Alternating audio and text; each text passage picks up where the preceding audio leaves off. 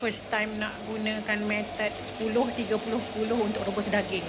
Hari tu dah try untuk rebus ketupat, okey menjadi, alhamdulillah. So ada orang cakap rebus daging pun boleh guna method ni. So kita try Kita dah didihkan air.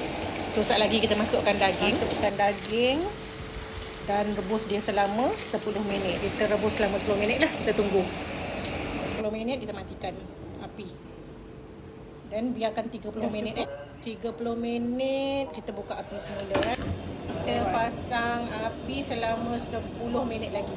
Nanti kita tengok hasil dia. Jadi ke tak jadi. Periuk ni nanti tutup. Okay, 10 minit dah berakhir. Kita matikan api. Dia. Kita buka. Ni periuk tutup tak ada. Tak jumpa. Aku hentam je pakai dulang ni. Okay, now kita rasa dia lembut ke tak lembut. Kita try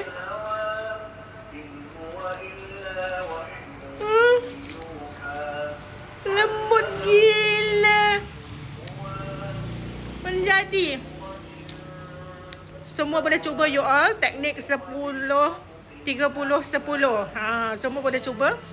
Rebus ketupat, rebus nasi impit, rebus daging. Memang menjadi mantap.